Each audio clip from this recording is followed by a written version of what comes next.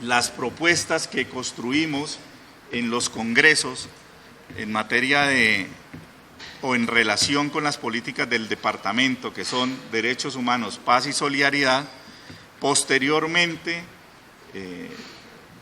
llevadas a plan de trabajo a la Junta Nacional, desde el Departamento de Derechos Humanos cuentan con la posibilidad de hacer encuentros nacionales del departamento que nutren esas propuestas y también cualifican el debate que se tiene alrededor del tema de derechos humanos. A mi llegada al departamento he tratado de ser juicioso en conocer en detalle cuáles son las propuestas y los documentos que soportan dichas propuestas. Se tienen hoy desde la central para las diferentes temáticas en relación con el departamento. Y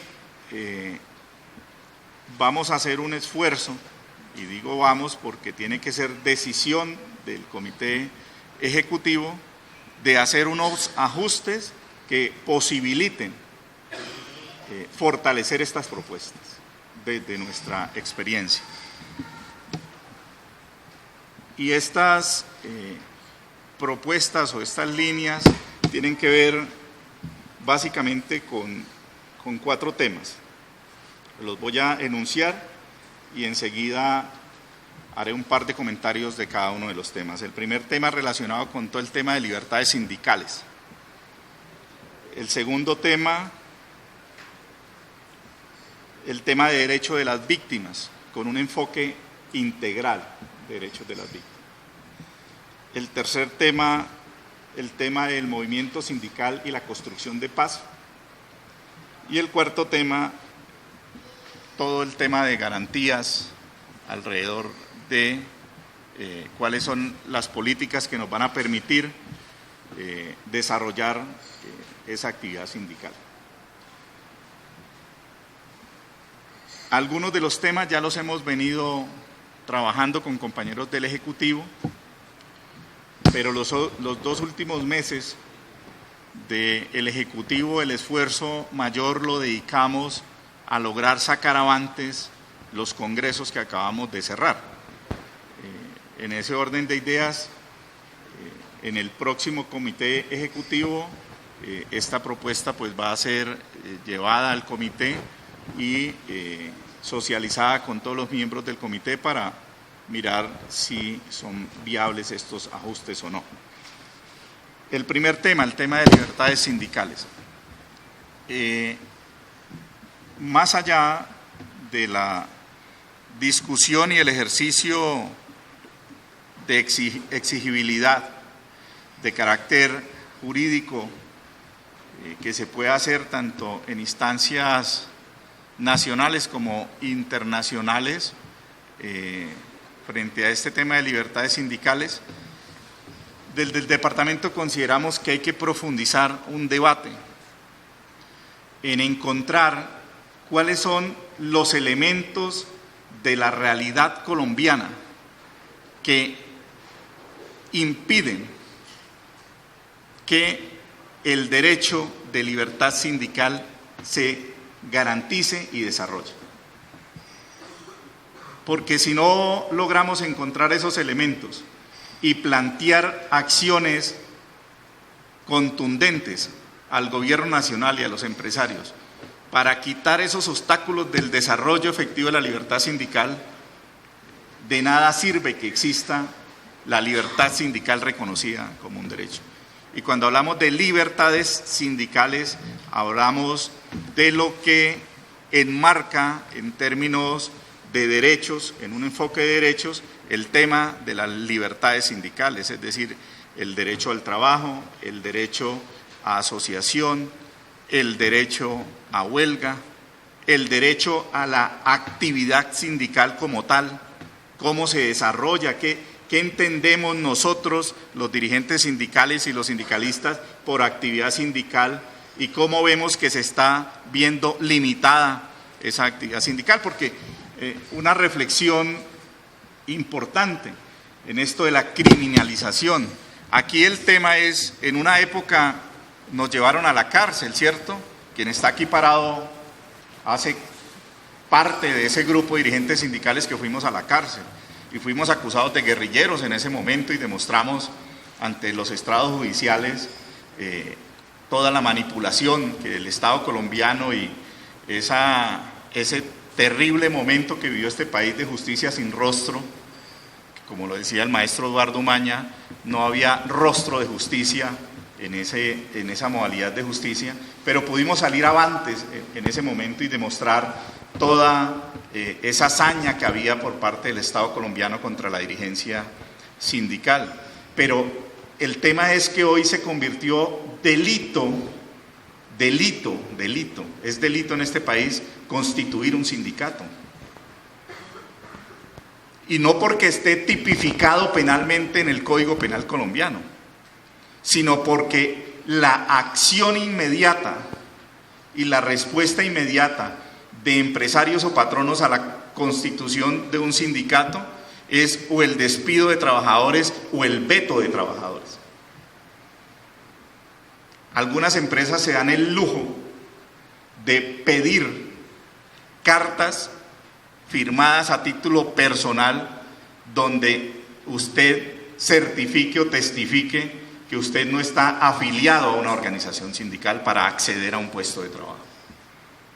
Y eso es una forma de penalizar la acción sindical. Y de ese tema es que debemos discutir o profundizar en este debate. Y tenemos que encontrar cuáles son esos elementos, no solo jurídicos, sino políticos, que impiden que el desarrollo y garantía de esas libertades sindicales se dé en nuestro país. Empezando por la cultura antisindical que existe en nuestro país, arraigada en las rancias dirigencias políticas de nuestro país hasta el empresariado colombiano, ¿cierto? Una neta cultura antisindical. Y eso hace parte, pues, de la lucha que debe dar el movimiento social y sindical para que se garanticen estas libertades y derechos. Un segundo tema: derecho integral de las víctimas.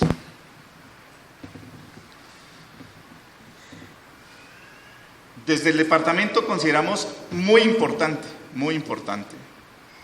abordar las posibilidades de discusión, de reparación colectiva e individual para los trabajadores y las trabajadoras. ¿En el marco de qué garantías hoy el movimiento sindical se va a ver abocado a discutir con el gobierno nacional este tema y estas posibilidades y estas propuestas de reparación? No estoy segura de que me coja. Ahora bien, hemos venido hablando, voy a citar solo la última década de nuestro país, desde las diferentes visiones que tenemos en el movimiento social sobre los derechos de las víctimas, de verdad, justicia, reparación y garantías de no repetición. Cuando hablamos de derechos de las víctimas, hablamos de esos 4 derechos. Verdad. Acceder a la verdad tiene implícito conocer qué pasó, conocer por qué pasó, conocer quiénes se beneficiaron de lo que pasó. Eso implica acceder a la verdad. Acceder a la verdad no es únicamente que hagamos un ejercicio estadístico de cuántos casos de violaciones de derechos humanos en todas las tipificaciones tenemos en nuestras organizaciones sindicales. Y eso tiene un punto de partida para acceder a la verdad desde nosotros, y es la posibilidad de construir verdad histórica y también de plantearnos un para qué de esa memoria. Es decir, hacer el ejercicio de memoria que nos va a posibilitar desarrollar alrededor de nuestras garantías y de nuestros derechos. La pregunta es, ¿cuántas organizaciones sindicales filiales de la CUT, de las que han sido victimizadas, han realizado o hemos realizado esos ejercicios de reconstrucción de memoria histórica que nos permitan tener verdad histórica? Nos parece que es importante que el conjunto del movimiento insurgente, de la fuerza insurgente de este país, tengan la posibilidad de tener ese escenario y buscar por la vía del diálogo el tema del cierre a ese conflicto armado. Pero también la CUT ha dicho que acudirá aquí con el conjunto del movimiento social a los escenarios que se creen para discutir ese conflicto social que no se ha resuelto por décadas en este país, y que eso lo debe hacer autónomamente el movimiento social. Y entonces la CUT, si se abren esos escenarios para discutir con el movimiento social ese conflicto, tendrá que llevar algo que ha construido históricamente en el seno de los trabajadores, porque quiero solo señalar una de los múltiples escenarios que la CUT ha liderado y acompañado, y que muchos de los que están aquí han participado. La Asamblea Nacional de Trabajadores y Trabajadores por la Paz, por ejemplo, que hicimos 6 versiones durante varios años, después de 1996, en el que el movimiento sindical construyó una suerte de propuestas de qué era la paz para el movimiento sindical. Pero en este último periodo, tan pronto se anuncian la instalación de esas mesas de diálogo, de inmediato la CUT y las centrales obreras respaldan la posibilidad de los diálogos, pero le presentan al gobierno nacional algo que se denomina la agenda laboral para un país en paz. Porque es que un país en paz no es un país sin conflicto armado. Un país en paz, desde nuestra visión, es un país donde se garantice de verdad la democracia y donde se garanticen y desarrollen los derechos del pueblo colombiano. Entonces no podemos hablar de un país en paz, pero el legislativo estar aprobando una nueva reforma tributaria, por ejemplo. No podemos hablar de un país en paz y vernos abocados a que el legislativo apruebe una nueva reforma pensional en detrimento de los trabajadores y las trabajadoras colombianas. O no podemos hablar de un país en paz y el Ejecutivo, por vía de la acción del ministro de Trabajo, legalizando la tercerización en Colombia, porque eso es lo que están haciendo, legalizando. Artículo 72 del Plan Nacional de Desarrollo. Van a legalizar la tercerización. No van a acabar la tercerización ni van a promover el empleo directo, van a legalizar la tercerización. Es muy distinto. Entonces, eso no es un país en paz. Y por eso la CUT ha dicho, es necesario que el movimiento social discuta ese conflicto social y acuerde unos mínimos para avanzar en construir un verdadero país en paz y democracia. Y a eso se verá abocado la central en los diferentes escenarios que aquí conocemos y en los que muchos en las regiones participamos activamente. Último elemento, garantías. Va a ser imposible que esta agenda y estas apuestas políticas, más las que salgan de acá, más las que se evalúen en el evento de libertades sindicales que estamos discutiendo, se hagan si continúa la criminalización del movimiento sindical colombiano.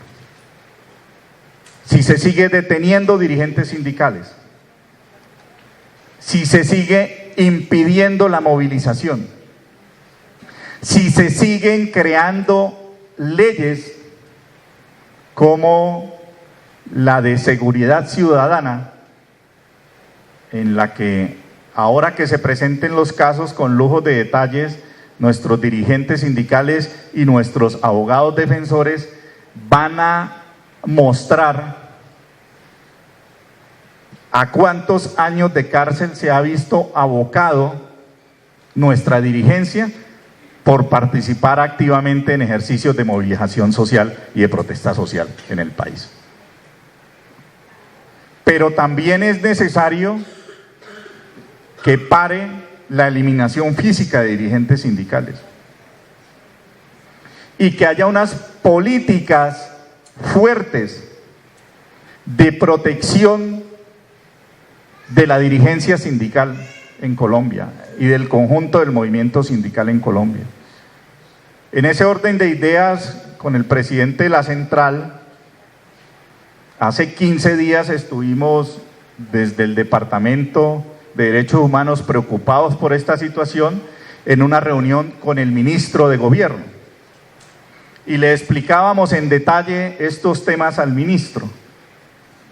Y le decíamos al ministro que veíamos que en los momentos de paz se podría repetir la aciaga historia de momentos de paz anteriores en que se adelanta una suerte de victimización y eliminación física de aquel contradictor que ha decidido venir al debate político en democracia y que esa historia no se podía repetir.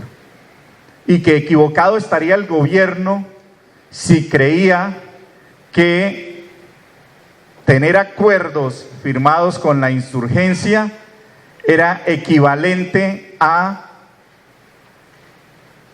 eliminar el modelo de protección que hoy tiene la dirigencia sindical colombiana, que por el contrario era necesario hacer un seguimiento juicioso y mirar qué medidas fortalecían de verdad y garantizaban protección a la dirigencia sindical de nuestro país.